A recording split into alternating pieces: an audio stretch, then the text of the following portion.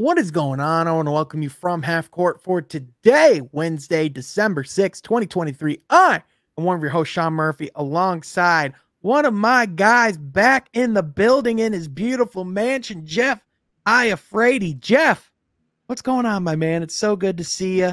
Pistons haven't won a game since you've been here, but it's good to see. It's been a brutal season, man. What's been your take on it? It's been rough mentally.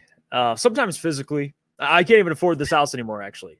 17 straight losses. It's hard to make content, boys. Oh, no. Yeah, I think I might go back to the alley. That's my other location. But no, it's been rough, man. I mean, Pistons Twitters, it's actually been kind of funny at times. I'm frustrated. I get why people are frustrated, but also it makes me appreciate these podcasts even more because, you know, that's why I don't talk too much on Twitter. I save it for this stuff because it is kind of refreshing to get not only your guys' perspectives, but when you get to talk like this in this type of setting, it does make it a little better. 17 straight sucks either way, but hey, at least we're with the boys. We get to break it down. Oh, it's crazy, man. Anytime I say anything now, like whether it's on Twitter, whether it's a video on YouTube, the comments are just all over the place. And it's like you get your ride or die supporters are like, hey, this is really insightful coverage. I know this is difficult for you guys. Like, thanks for all your thoughts. Or you get, you dumb piece of yourself, you like you just get people go off. Another guy, James Edwards. I don't know how that man. I mean, Kool-Aid, all of these guys. Corey, you. Yeah. God bless you guys. God bless you. I mean, seriously, my goodness. Just your weekly reminder from half court to be nice to others. Also joining us is the man with the Marquette Heat, joining us in that beautiful seat with the going to work Pistons right behind him. The beautiful Troy Sergey. Troy, what's popping? Brand new whip just hopped in. Are you on Sports Center top 10? Wow, that's a riddle. I've never heard one. Yeah. Did you like that reference, Jeff? I did. I liked it. I hated it. Yeah, doing well, Sean. I guess not if I'm kind of talking about my feelings about the Pistons. I guess in that sense, I'm not doing well. But life is good, Sean. Life is good. I'm surviving the 17 losing streak drought. I'm alive. I still have the same air that I'm breathing in and out that I would if the Pistons had a 7-game winning streak. So that's all I'm kind of clinging to right now. Same air. I can breathe. Yeah, man, absolutely. I mean, not to divulge into it too much, but you've had a crazy couple of weeks, man. So glad you're here. Glad everything's all good. And just glad to be talking basketball with my guys. But also joining the podcast is another friend of the program. He is a legend in his own right, one of the best draft minds on NBA Twitter, a fellow Woodward Pistons alum, my man, my guy. It is Steve. Well, I don't even think alum's the right word. I think once you're Pistons, we're Pistons for life. But Steve, my guy, it's so good to see you. How have you been doing? What type of calls? Give it to me. What type of trades does Joe Dumars have whipped up right now? Is it Supermax for Charlie V back in the works? Talk to me. With how things have gone, Joe has been listening to a dial tone for over a month now. He's just been there staring off into space, contemplating his life, listening to the dial tone, realizing flip phones no longer exist, and wondering why his Windows 95 update is not working. Detail. I'll have an answer for that one. He's on his own. That third question. Yeah, 100%. But Steve, in all seriousness, I really appreciate you being here. This actually sparked, funny enough, when we talk about what the comments have been like. Steve is one of our loyal commenters and viewers of the podcast. And there was an episode where Troy and I were, it was kind of at the beginning of this losing streak, if you will. I believe this was about like the 8 or 9 game losing mark. It all blends together after a while. But Troy and I were just kind of talking about how it was a little difficult for us to digest seeing draft content already happening in the beginning of November and how we just were not interested in the draft. And don't get me wrong. The joke's on you. The joke's on you. Now, don't get me wrong, Steve. from you, draft content 365 days a year is what I expect. Like we talk about with you in the draft, it's like that scene in Elf where they celebrate that Christmas is done, and then they go, now it's time to celebrate. Now it's time to work on next year's Christmas. And it's like, yay! Like, that's what draft people are. They're like, all right, these guys graduated. Now let's watch some freshmen in Division 3. You know what I mean? Like just on a different level. But when I see like people who cover the Pistons day to day already talking draft prospects, in my head, I just go, oh. But Steve, we do want to talk about the draft here at some point today, because I mean, it is still a very important part of what the Pistons are doing. I mean, let's be honest. At this point of the year, it's pretty apparent that Detroit is going to have their pick next year, and it's probably going to be a decently positioned one. What have been your thoughts of the season thus far? What were your thoughts of Bojan back in the lineup and how that changed the dynamic of the team? And as of right now, if you were Troy Weaver, would you use that pick to draft a young prospect, or would you trade it to go get a established veteran in the league? So in terms of what I think, I mean, I went into the season thinking this team was going to win like 27 games, but even for me, this is like brutal. Did not expect this long losing streak like this. But in terms of guys being reinserted into the lineup, I tweeted this out after the Knicks game, because I think that was the first where Livers really came back. It was like, and he was in the lineup, the starting lineup. It's like, put in a spacer that people have to guard, and Cade Cunningham looks pretty good. And then when Bojan came back, same thing, put a spacer in there that people actually have to guard, and Cade Cunningham looks pretty good. So it does bode well that once Monte Morris comes back, if you have a Bojan and you have a Monte and you have a Isaiah Livers that you can mix in there, and then Ivy starts knocking down threes. Stu's still shooting 37%. I know everybody's all over him. He's still a second leading three-point shooter on the team without any of this help so far. So I think that's at least encouraging, but boy, oh boy. And in my draft philosophy always for small market teams, like follow San Antonio. San Antonio does not trade first-round picks. I can't remember the last time they did it. They realized a long time ago, we're not going to get in the free agency game. Even when we do, we pretty much have to like max offer LaMarcus Aldridge kind of thing. Mm-hmm. So we got to hold on to our draft picks. And even if they're in the low 20s or whatever, we have to invest our resources in finding guys that can come in and be contributors. You can't be giving those away. So every year for me, for the Pistons and any small market team, like you got to draft. Yeah, no, that makes sense. And, like I think from, like Jeff, from like, from our perspective and, like from a fan perspective, I think you can look at this roster and say, well, 6 or 7 of these players are all 24 and under, like on average, the starting lineup that started the season was was younger than the average starting 5 of Michigan State basketball that started the season. And that's not an excuse. That's just the reality that we have a really young roster. And even for the NBA, it is a really young roster. But having said that, because of the fact, and, we talk about all the time how, leading up to the, the tenure of Troy Weaver, there wasn't necessarily this like puddle of picks waiting for them, in order to like cash in the rebuild. And now, despite the fact that you have all this young talent, you still technically owe a first round pick at some point. It's not like Troy Weaver necessarily can empty the cabinets right now to go and get someone. So if you were to get a veteran, you'd probably be having to trade more than the pick. And you're muted. I want to make this clear, too, about the whole, because I hear this so often, and this is what frustrates me, and I haven't had a chance to talk to you guys, including Steve, but the whole fire Troy Weaver stuff, like people assume that if you fire Troy, all of a sudden now this team looks better, as if he controls what happens on the court. And if people have a problem with his roster construction, which, okay, cool. The whole thing last year was an evaluation year for a lot of these young players, but the problem is your franchise player missed the entire season. So it kind of does move it kind of just kicks the rock down the road a little bit here. So now this year ended up being that year. Now, I think people are more frustrated with probably how it looks rather than the results itself, which is fair.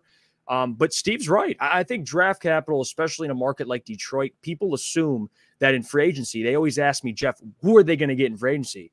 I go, listen, if you're going to get anybody to come here with how this team it looks right now, number one, even if someone were to come here, I can't imagine the amount of money you're going to have to pay somebody. But number two, who are you getting? You'd have to go acquire that person. Now, I don't know who that is. Steve's right. I think it'd have to be through the draft. You'd have to draft talent.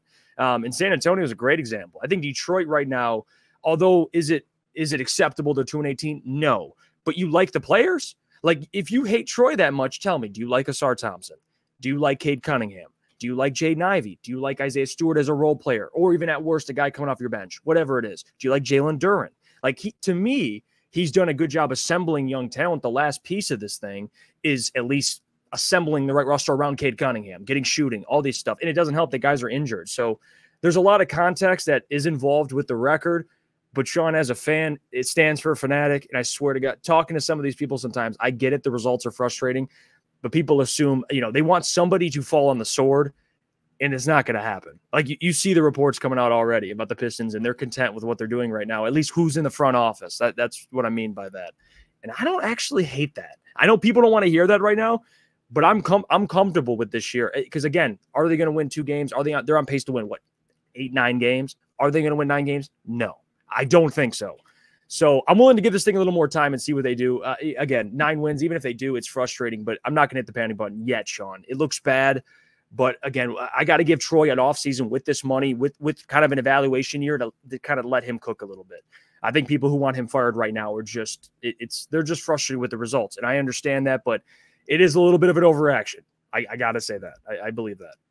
Yeah. I mean, I think the biggest overall sense, from the fan base is a desire to see some form of immediate improvement from the roster, whether it is with who we have on the court right now, whether it's by bringing someone else in to alleviate some of that stress from Cade. I think overall the sense is something has to change in order for this team to head into a different direction. And I think, people automatically just look at the decision makers. But I think, if you look at, for one, Troy Weaver still has an extension that, he hasn't even started yet, which, you can talk about, like what, the decision behind that, but, that's already done and signed, and on top of that, I think when you've seen Tom Gores kind of get more involved and hit the panic button before, so to speak, respectfully, is kind of when this franchise has made mistakes, is when they have stumbled. Like, I understand, like, people wanted to, hear from the owner, wanting to see like some form of action. But like, if you want a super involved owner, go tell that to Carolina Panthers fans right now who have David Tepper as their owner, and everything that went on with Bryce Young and CJ Stroud. Different sport, still absolutely applies. But Troy, like, ultimately, would it put a Band-Aid on the issue if they went and got a Zach LaVine? Absolutely. Like, offensively in the short term, I'm sure it would be a heck of a lot more dynamic than what they look like right now. However, my argument would be that would create a whole different slew of problems. And in my opinion, would be completely doing a 180 on all of the patience that you've already given at this point. Yeah, absolutely. And Zach LaVine is not the answer. And you and I, Sean, talked about that last podcast. But I kind of want to go off of something that Jeff said that I want to take a little bit different conclusion about. But I want to agree with Jeff in the premise of it. Yes, our core guys right now, I love as a Pistons fan. I love Cade Cunningham. I love Jalen Duren. And I love Asar Thompson. We got all 3 of those guys in the draft. Yes. I love them. They're the ones that I think the 3 untouchables, at least right now, on this roster.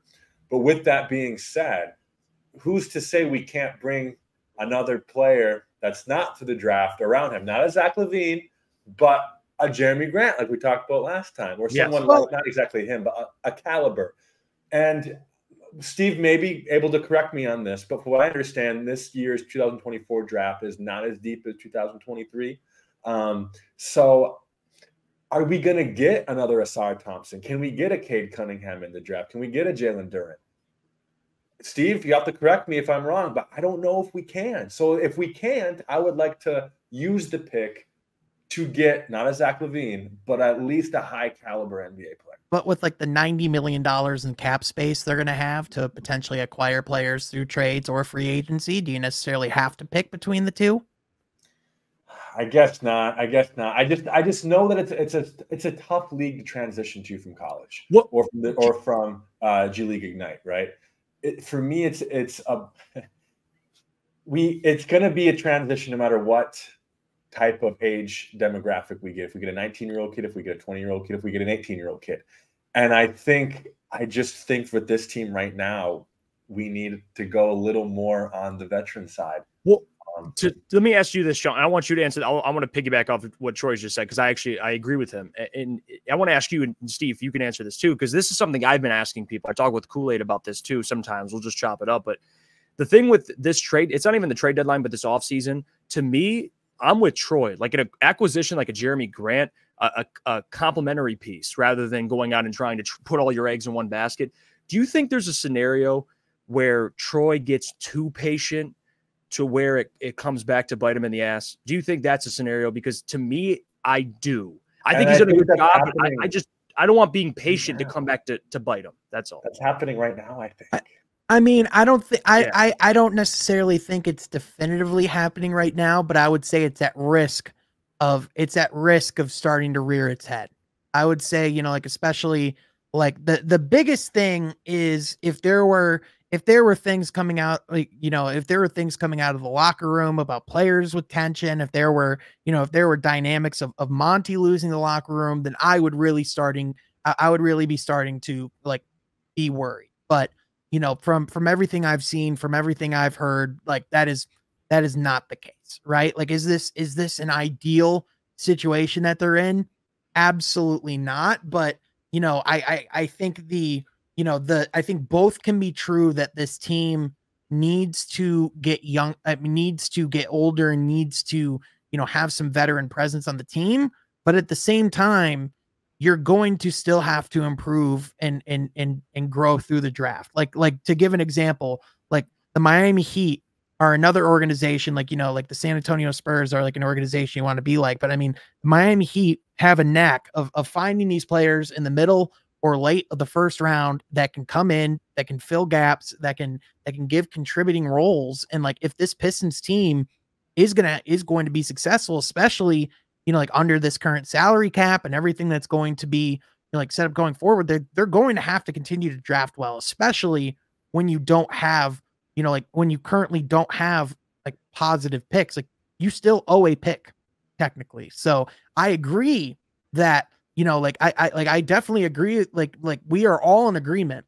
At least I'm pretty sure that we are all in agreement that this team needs to get older, or that this team needs some form of veteran presence that can come in and really help take Cade and this team as a whole to the next level.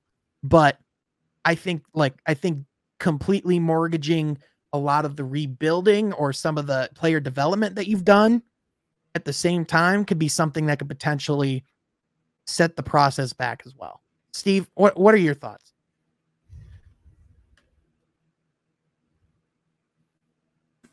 Apparently, I don't know how to work an unmute button, apparently, is my first thought. My second thought is the idea of like, this is a bad draft. Any draft that people label that as, that's probably what people thought in 2013 when Giannis was drafted. That's probably what happened in those years where like Devin Booker was drafted. There's really only been one draft in the last, 30 or 40 years that's like terrible. And that's the 2000 draft, where it was Mike Miller, Jamal Crawford, Jamal McGlure, and number one, Kenyon Martin. Like that's probably it. Otherwise, there's always guys to mine. There's always like useful role players. Even in that 2013 draft that was quote unquote a down year, we got our guy KCP out of it, two-time world champ KCP. You know what this Pistons team needs? They need a KCP. If they could find something like that, again, it's building towards being useful. I know right now the Memphis Grizzlies suck so bad, but part of their success of being able to build towards what they did is they stockpiled a bunch of picks at the end of round one, and they filled out their rotation. And along the way, they snagged a Desmond Bane. You just need one of those guys too along the way. You just need to hit on one of them. The Knicks have done that too at the end of round one. They snag an Emmanuel quickly. They're able to trade around and get a Josh Hart and do these other things. Like, especially, again, small market team, you don't always need to get a superstar, but you need to fill out your rotation. And the rebuild that I have advocated for years now is that the Pistons needed to replicate the Nuggets. And you can ask Sean. I even said this before they won the title, because they recognized who their star was. Yep. They brought in Paul Millsap. They overpaid him, which the Pistons should probably do this offseason with somebody. I have the target, by the way. And then they fill out the role players. And then when Paul Millsap got old, they're like, you know what? That guy worked perfectly. Let's go get the younger version of him. And they got Aaron Gordon. And then, you know, the rest is history. Yeah, 100%. I think it was said pretty well. And I forgot who made this point originally, so apologies, you know, for that. But I think it was someone on Twitter, I think, who said, you know, Cade Cunningham needs his Chris Paul. You know, like he needs his veteran, his, you know, the player that he can lean on, like similar to how Devin Booker, you know, was able to take his game to the next level. And, you know, Chris Paul essentially said, like Devin Booker, like, downloaded my brain. Like, he literally, like, was with me all the time, asked like a ton of questions. It's just like an absolute sicko. And I think Cade is totally that guy as well, you know, but like ultimately, you know, like I think, you know, the Pistons are definitely in a stage where, you know, like they can use that type of player. And, you know, listen, you know, like, can I insert real quick here? Absolutely. There are 2 players in the entire NBA who are top 10 in field goal attempts, total field goal attempts, that also do not have a teammate in the top 50 in field goal attempts. Those 2 players are Shai Gilgeous-Alexander and Cade Cunningham. There's also only 1 player in the NBA who's top 20 in field goal attempts who does not have one single teammate in the top 94 in terms of field goal attempts. That 1 player is Cade Cunningham. So yeah, like the help. That's like the best, I think, example of people when they say he doesn't have help, and people that want to take a poo on him, like throw him that stat. It's like, tell me another guy that does that. Again, Cade's the only one who doesn't have a teammate in top 94, and tell me another guy that's going to succeed in that environment. Yeah, 100%. And, you know, like you know, it's obviously, you know, like I know people are looking at the win and loss record and are making judgments about Cade as a player through that as well. And I think that gets really tricky because you have to look at the context of, you know, Cade's career, of the year that he missed. And I think, you know, the effects of that really have been through getting all of the blitz coverages that he's gotten through the first, you know, like the first 15, 20 games, all the different, you know, like trials he's had to go through. I mean, Cade has been, you know, getting gassed because he's been working himself back into getting in, you know, in-game shape. And over the last few games, Cade's been looking like the Cade that we all thought that he can be. And if he plays at that level, I do not foresee this win-loss streak or this losing streak, if you will. I don't see it lasting too much longer. But in the same light, now that you're starting to see what he does well, and as well, I think, you know, especially one thing you can say, you know, now that we have a decent sample size, I think we have a much better idea of what Cade needs. And part of that, I think, is still going to be Monte Morris coming back from injury, and people saying that he's never going to play a Pistons game. I just flat out think is just, you know, like, if you see how much he really cares about Detroit, on top of that, how much that team already really cares about him. Like literally the other night, Monte had his number retired at his high school in Flint, and the entire team came out for that, which, you know, like, I know people see that as PR jungo, but like that is significant, especially when a team's going through a losing streak like that. And, you know, you have a guy who's from the area who clearly wants to be here. And we saw how much of an impact, you know, just getting Bojan back in the lineup did. I imagine that's going to make the team better as time goes on. Having a guy like Monte back in the lineup who can limit the turnovers that have been really crippling the Pistons, that's something that does make this team better. But in the same light, it is also pretty clear that they are going to have to make some significant moves in order to take the next step. The question is, which moves exactly are those going to be? And are you going to have to give up players you like in order to do that? And that's kind of the tricky spot, in my opinion, that Troy Weaver's in. Yeah, you know what? And I want your guys' thoughts on this too, because I poked a lot of fun at this specific franchise for the money they spent, but a team that was in a similar part, kind of like rebuild, kind of like the Pistons, Houston Rockets, them throwing all the money they did at Fred VanVleet. They brought in Dylan Brooks. They hired Ime Udoka.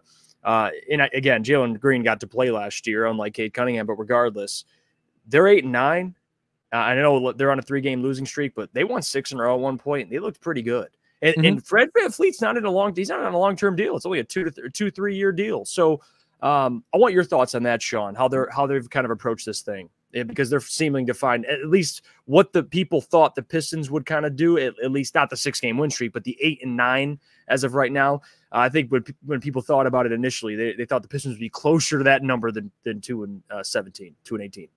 Yeah, listen, man, all the credit to Houston. I mean, they, like this offseason, they made moves that inherently had risk, and it seems like for the most part, as of right now, they're paying off. Like especially the Dillon Brooks move, in my opinion. I mean, people were calling him to play in China.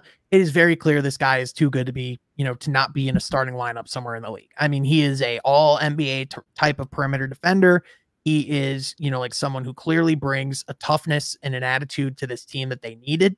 And on top of that, like Fred VanVleet, is that guy who can organize the court for them and put them in like better situations. I think the real thing that's helped them is, like how great Alperen Sengun has been for them. And like the fact that his game is going to another level, like the baby Jokic stuff with him isn't a joke. Like there are legitimate parts of his game where it kind of makes you blink and go, oh, this kind of looks like early Jokic. And, like that says a lot when you can actually put those names in the same sentence. I will say this, the Houston Rockets have still not won a road game.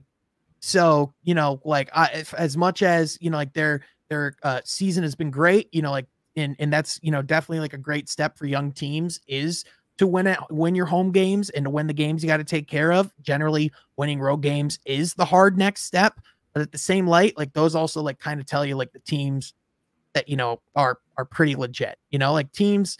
I think if you're really looking at like teams who like, I think the Pistons really should, like be inspired by and like look at like some of the moves like they made, like, like I think Orlando's done a great job of doing both player development, but also implementing veterans, like a guy who like isn't getting talked a lot about, but like Joe Ingles, being able to bring him off the bench, with Franz Wagner as well. Like Orlando, like part of their success, like I know it's a lot of the young players and, Jalen Suggs, like really having a lot of success, but like, it's really a lot of the veterans and the people that, that can play some solid basketball for them that are actually like really kind of helping them take it to the next level. Steve, but back to Houston, Steve, what have been your thoughts on the Rockets, and what do you think of their trajectory? And like, ultimately, like, do you think they could like potentially regret paying Fred VanVleet? Because I think Dillon Brooks, I think he can give you this type of production as long as he stays healthy. I question how viable Fred VanVleet is going to be within the next couple of years.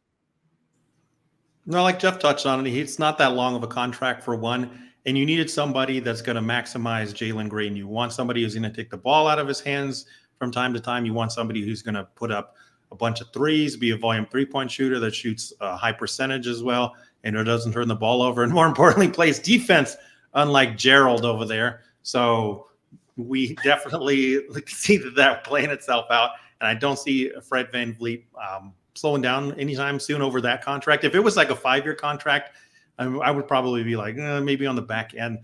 But they pretty much bought themselves time to be like, okay, let's see if this player type works, and then we'll see if we can go get another one. And they're kind of playing with house money, right? Their destination, if they want to be, they have extra picks from Brooklyn, I believe, right? Yep. So even if Fred VanVleet doesn't end up working out, he's making superstar money.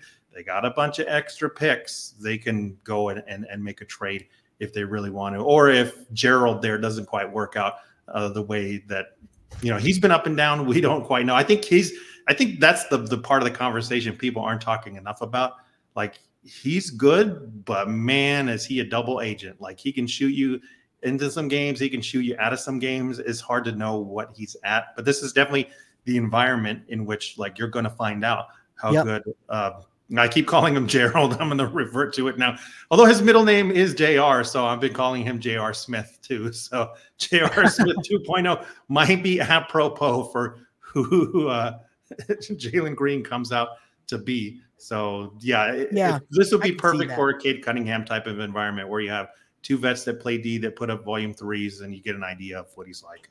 Yeah. And I think ultimately too, like you look at, I think you look at the Houston roster, like it's interesting. They're doing all of this and they haven't even really had Amen Thompson all season long.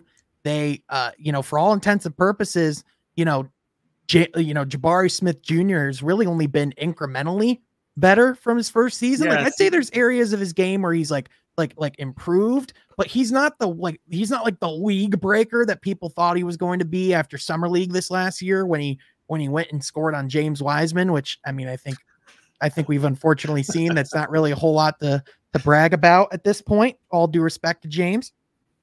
Yeah, well, what you said about are they going to regret it? I think they're not, because the guys that they want to pay are already on their roster next, right? Like Jalen Green, Jabari, even Tari Easton, who I'm a big fan of, and then Alperen Şengün, obviously. Those are the guys you want to pay next. So you brought in dudes in the meantime that can give you an idea of what kind of contract you should be giving out to the guys you want to pay next. Right. And I think a lot of their future success has to do with Şengün's development as well, right? I mean, to put a ceiling on this team right now, as far as the next 3 to 5 years, would be foolish, because you don't know how well a Şengün's going to play. I think you kind of have at least a good idea of what you'll get for the next 3 years from like a Fred VanVleet and things like that. But Şengün's, I feel like, kind of a hidden gem in the league right now. We'll be talking about him a lot more, I think, in the next couple of years. So, yeah.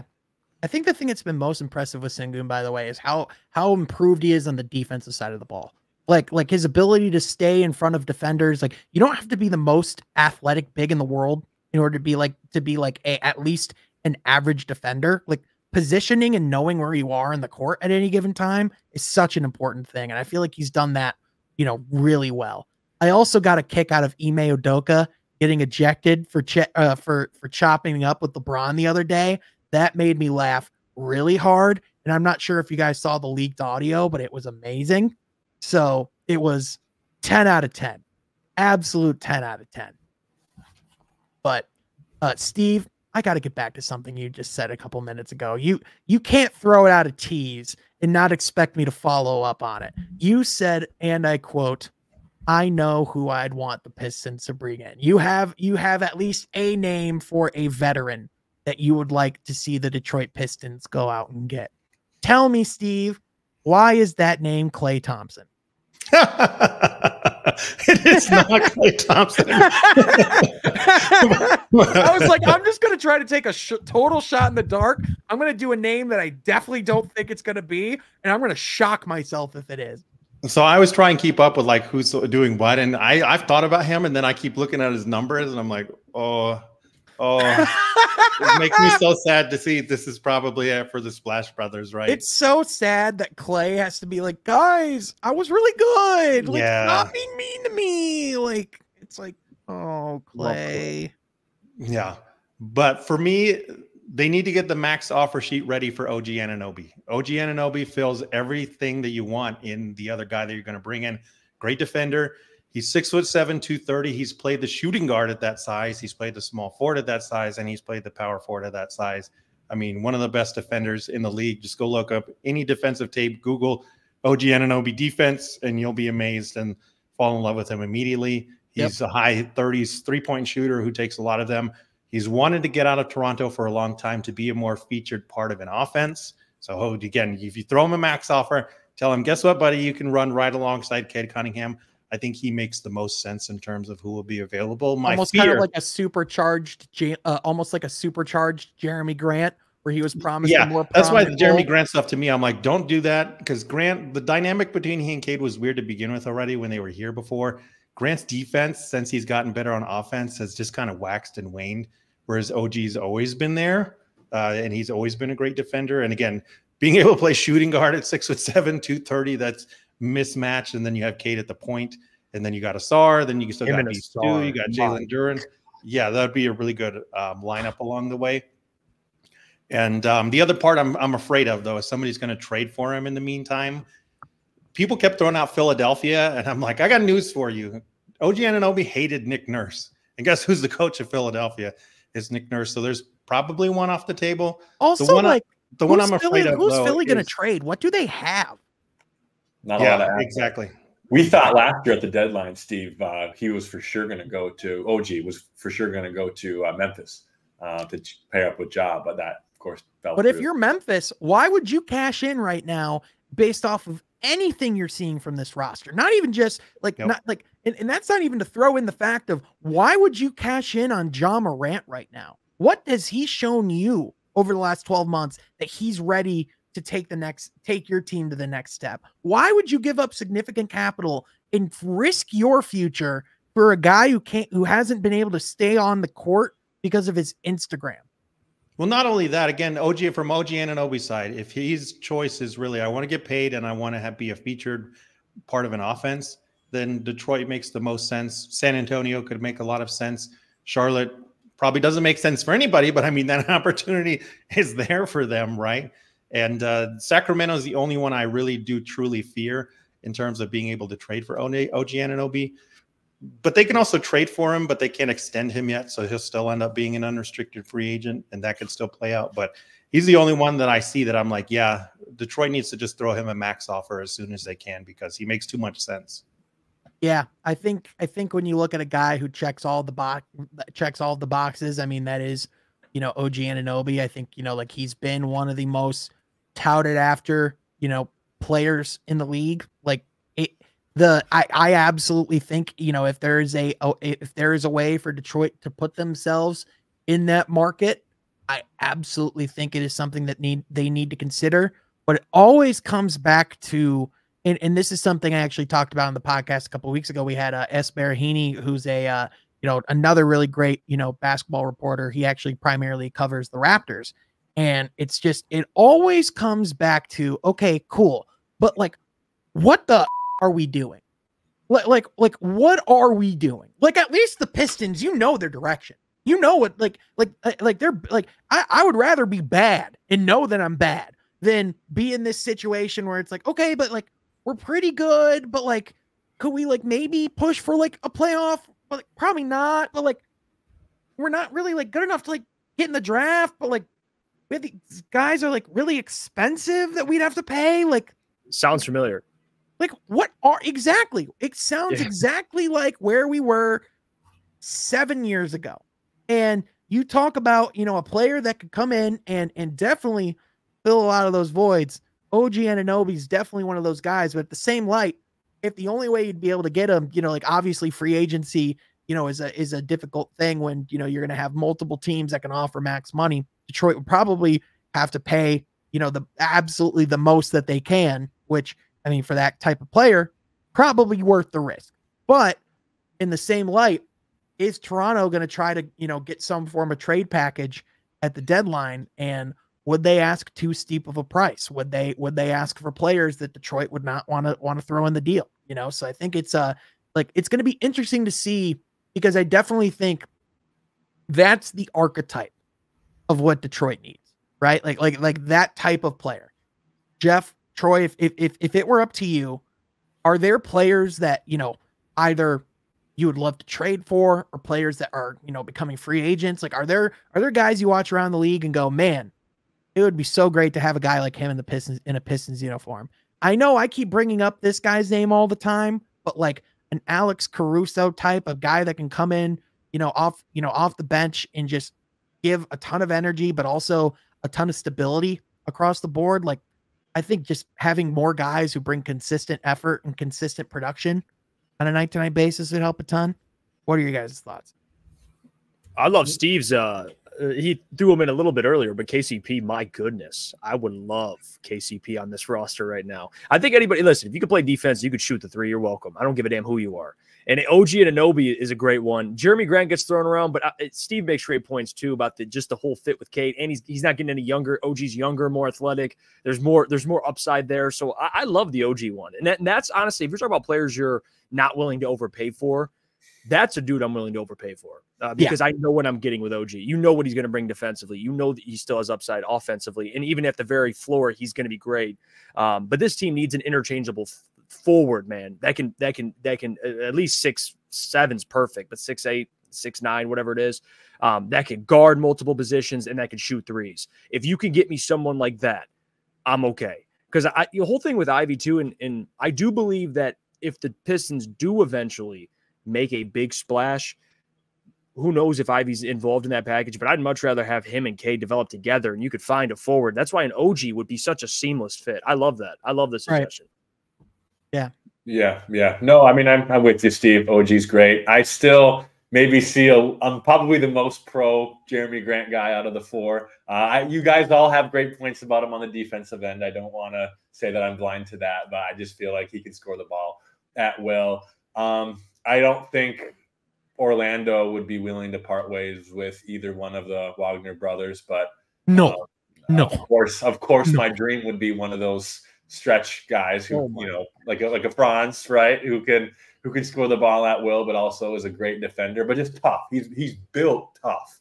And kind of that description of what Jeff just made about like that 6'7", strong, can shoot the rock, can defend. I mean, that is, and I guess, Steve, maybe you'll have to throw out some names here, but are there guys in the draft who fit that narrative? That 6'7", can shoot the rock, can defend well. That's a hell of a transition, Troy. Damn. Right. Look at you. Look at you, Troy. Damn, Troy. Podcaster Sergey. Look at this guy. So this draft is fluid. Everybody, I mean, not everybody, but a lot of people are calling it, oh, it's a bad draft, it sucks, and whatever. Fluid is the term that I've used. The thing with this draft is there's no guy that's like a Wembanyama, or there's no guy like Apollo who, like, ever since they were 15, they walked in a gym, somebody saw the man-child and was like, oh, that guy's going to be the #1 pick in this draft class. Or even like Cade, who are like probably at 10 years old, he's like dribbling circles and doing Harlem Globetrotter tricks. Yeah, they just walk into a gym and people just go, future! Bingo. Future! There's nobody in here that set themselves apart in terms of that. It's still very much fluid. The guys at the top, you wanted 6'7" or taller that can shoot the three. I mean, Matas Buzelis, he's been hurt for a while. He's playing for the G League Ignite. He's listed at 6'10". He's around 200 pounds. He shot over 40% from three as a senior over at Sunrise Christian in high school. And that's really like what he profiles as. He blocked like 1.6 shots per game too. So he's a nice weak side rim protector guy. Most people really believe in his shot. The name that's been associated with him the most is Danilo Gallinari. Like, I think that's pretty like accurate of like what type of player you would hope you would be to project as. The ball handling and like the creation ability isn't there yet. Who knows if that will like develop fully out. But for this Detroit team, #1, you're looking for somebody that can bust threes, and #2, you're looking for the other guy that can defend. We'll see where Modest's defense comes along. But 6'10" shooter that shoots over 40%, you can't pass them up. He's not 6'7", but Jacoby Walters, the guy at Baylor that's just been lighting it up from three. He really kind of came on like gangbusters. He's only 6'5", but he's been playing the small forward position for Baylor. Jaden Nunn, shout out Flinttown. Our guy from Flint's playing the shooting guard there. Yes, sir. And then Ray J. Dennis, who played over at Toledo before, is playing the point guard position. So it's clear that Jacoby Walter can play the three. I mean, volume three-point shooter. His three-point numbers took a little bit of a dip because he had some bad games. He went 0-for-5, 0-for-3 in the last two. But before that, it was like 40% on legitimate volume. He's a really good man-to-man defender as well. Those Baylor guys, that's one of the things that they're being coached on.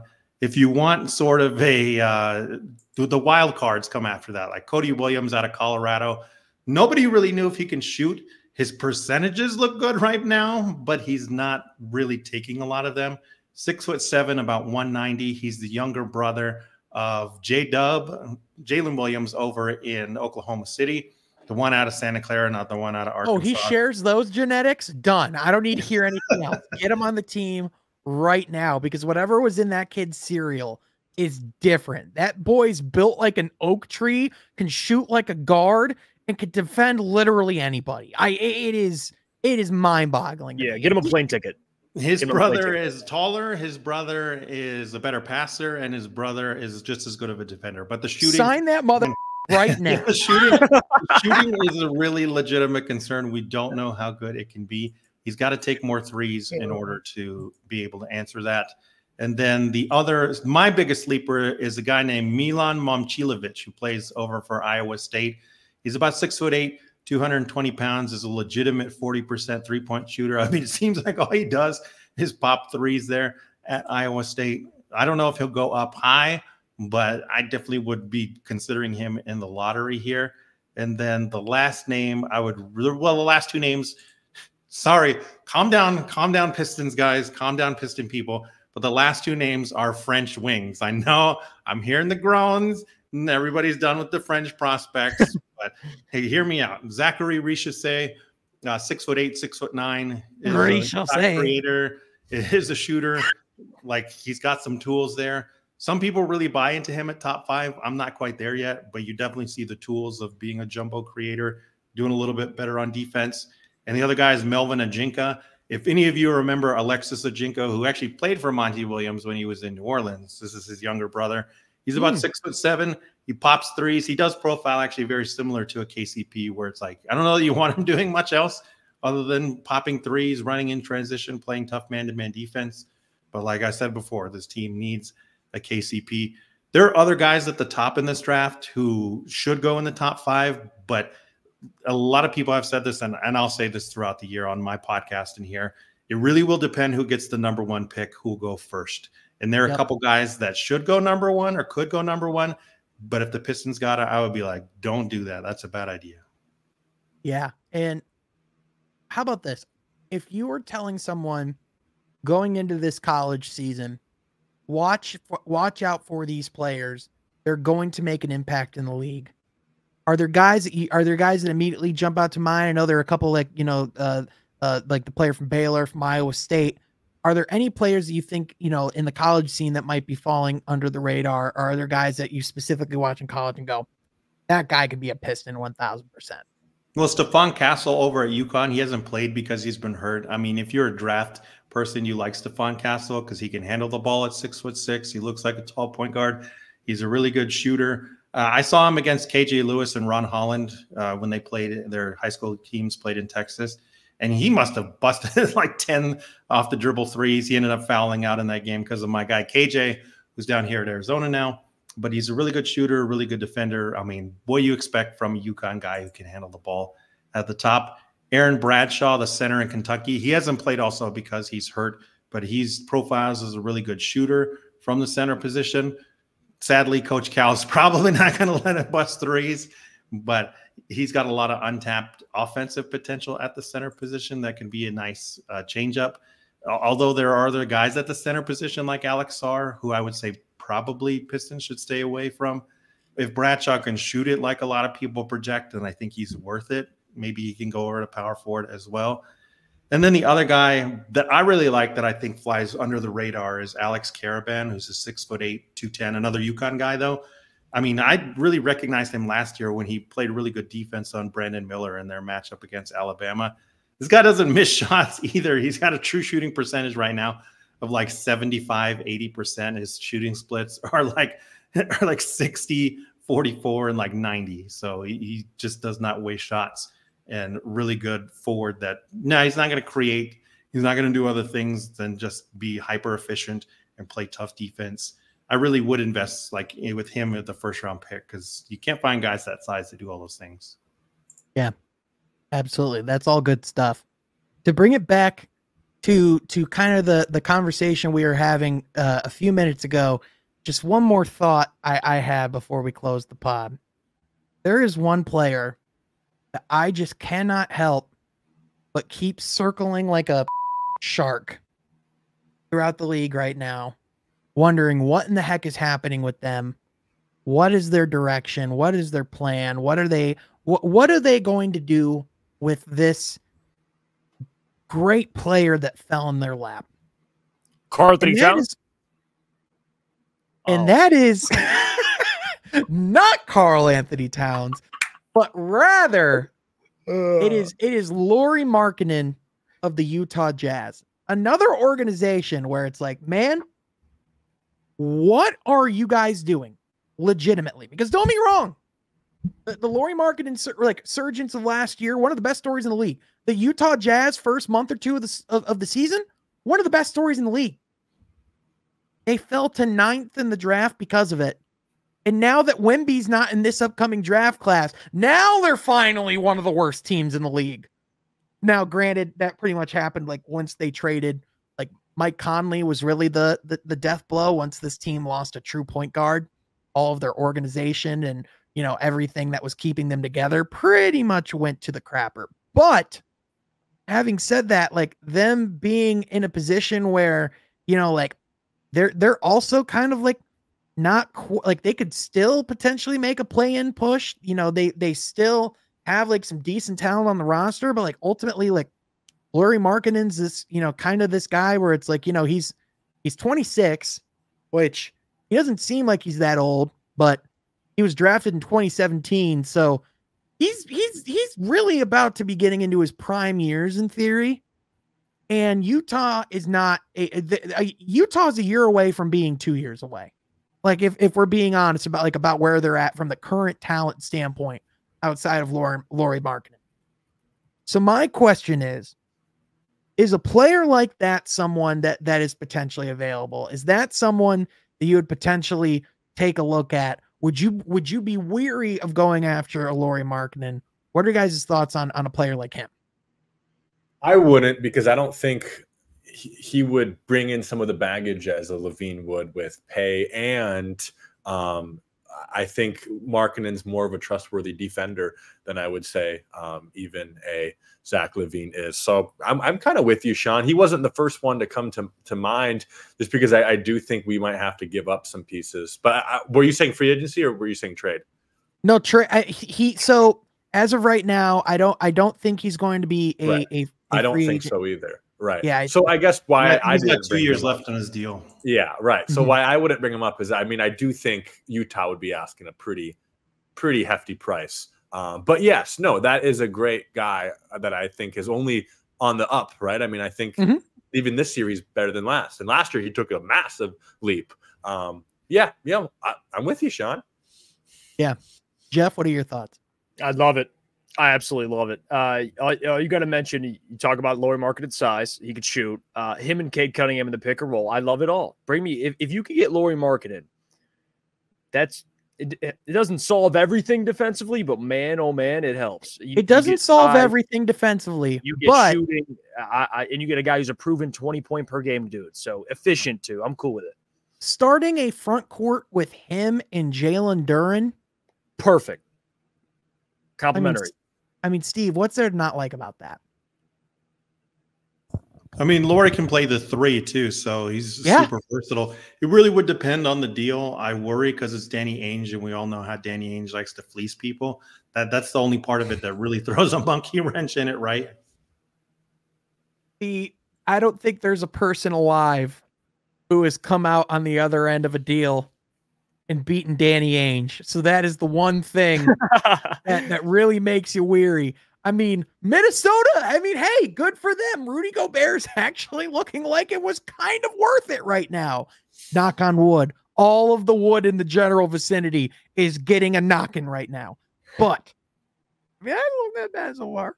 I mean, who knows? But in all seriousness, I think like Lauri Markkanen is a guy where, like you would have to at the very least consider, all right, well, are there pieces that we would be okay with parting for in exchange for that type of player? And I mean, that is a conversation inevitably that the Pistons will have at some point is, not all of these young guys are going to be on the roster ultimately when they are winning games. And so some form of change will come eventually. I'm not saying it has to happen right now, but I mean, these are naturally some of the type of conversations you have when a team is, in the midst of a 17-game losing streak.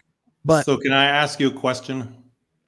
Steve, you can ask me whatever your heart desires. So are you asking about Lauri Markkanen in terms of like, if the Pistons get the #1 overall pick in this draft, is that worth a Lauri Markkanen? Is that what you're asking? Oh, man. I mean, I'm saying yes. For a #1 pick in this year's draft, I mean, Steve, I should I be this big of a Cooper Flag fan? Maybe. I mean, he's worth definitely taking the chance on next year. And I do think Lauri Markkanen, like, it would be something you would really have to think about and prep for. It wouldn't be like last year. Well, last year, even if Lauri Markkanen was offered in like the top 10, we would say no. Like right off the bat, you would say no. But in this one, it's like there are talented dudes, but I don't know that any of them are going to be as good as Lauri Markkanen. So I think it's probably leaning towards like, yeah, you should probably trade for Lauri. Yeah. By the way, if we're talking long shots, another guy that I would trade the #1 pick for, and I wouldn't mind doing it this year, Mikal Bridges, because we talked about OG Anunoby. I wish Mikal could be available. He's not available. But, man, if we're talking just fantasy scenarios, if you could just drop Mikal Bridges right on this roster right now, I'm happy, man. Yeah. I think with, if there's anything that, you're seeing over the course of this season, but as well as, just in general for the Pistons or just in the league, is how important it is to have that supporting cast. I mean, yes, like having a star is, it is the thing that makes the wheels go around. Right. But like what made Denver a championship team was the elite supporting cast that they got around them. Like ultimately, like what made the Warriors special? Yes, they had all these stacked stars, but it was the role players and the pieces that filled the gaps and, and ultimately complemented Steph Curry so he could go out and maximize who he is as a player. Right. And so like for the Pistons, like especially, going forward, like, yes, these guys are young, but at the same time, you're seeing the importance of, maximizing these windows of players' careers, because I mean, you don't have too long until you have to start paying, not only max contracts to guys like Cade, but I mean, Jalen Duren's going to be up for a contract in a couple of years. I mean, they already just extended, Isaiah Stewart. And I mean, there's 3 or 4 players on this, on this team based on just solely their trajectory in a vacuum that could all be worth max money. And you can't pay 4 guys max money. It's just reality. So that's where it's just, inevitably, that's just where, the decision-making comes in. And that's where I think, especially now with Bojan back in the lineup, is where I think ultimately you can start seeing more of the experimentation of lineups. But on top of that, seeing, all right, which of these players actually play well with Cade?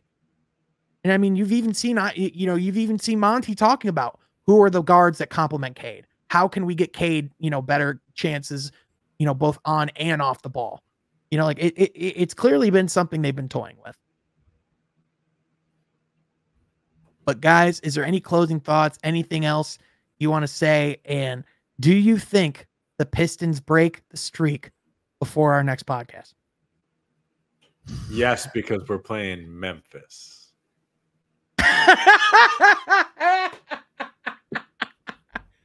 That won't set us up for failure at all. No, I'm kidding. We haven't earned it. We haven't even earned it. They're probably thinking, man, we're playing the Pistons. We got to beat these dudes. It's the Pistons. You kidding me? 17 straight? You kidding me? Come on. Everyone's doing that from their end. It's like, it's that team. Yeah. Just W on the schedule. Just schedule it. Yeah. W. 100%. It's going to happen eventually, right? Yeah. Right? Right? Yeah. I think it's going to take another 5 to 10 games before, like, especially with Bojan in there. And then when Monte comes back, I think that is honestly going to throw things off because you got to work in together. And it's in the middle of the season. You got rough patches, and then you're throwing a new guy in the middle of it. It'll take a while. Steve, happy place, happy thoughts. Okay. Happy place, happy thoughts. No, but Steve, always great to have you as always. Be sure people go and follow you at ResBallPod on X, as well as other social media platforms as well. Be sure you go check out the pod too, because this man's doing great draft coverage year round. But on top of that, just one of the best basketball minds I know. So Steve, thanks for taking the time, man. It was really good to see you again. Really good to chop it up. Yeah, same. Much love and respect. Always appreciate being in here. It's always a good time. You always keep it entertaining. That's the thing about podcasts. Like, I don't like to be on like many other people's because I feel like I'm just kind of staring off into space, but you always keep it happy. You always keep it light and fun, man. I appreciate that, dude. For real. I mean, at the end of the day, this is all about the love of the game and having a good time. We could come on here just like anyone else and just go, oh, it's a beast, but like ultimately, I'm about having like the constructive conversation of, okay, they're in a hole. How can they dig themselves out of it? What are the next steps? What players could fit in? Like what pieces? Because at the end of the day, like that's how you have to think in this league. It's always about forward thinking. You always got to be on to the next one, thinking about the next move, the next transaction, the next big deal. And man, there are a lot of things, league wide that we didn't get to talk about this week that I'm excited to talk about in future pot. It has been a hell of a season, boys. Even if it's been a hell season for the Pistons, it's been a hell of a season for the league. And I'm excited to keep talking about it here on the channel. So if you like that, be sure you like this video, subscribe to the channel here on From Half Court. Also From Half Court episodes are back on Spotify. My dumbass was not uploading them for whatever reason. Spotify Wrapped was a great reminder. So be sure you go check that out as well. Also, be sure you're following my boys on X, my boy Troy at TroySergey44, and my boy Jeff on X at Jeff Iafredi. Also, tune in Monday through Friday, 8 to 10 for my boy Jeff on the Morning Woodward Show, checking out the great work he's doing this season. You're killing it, my guy. Proud of you. But with that, thank you so much for tuning in. We'll catch you guys next time from Half Court. Be sure you're subscribed.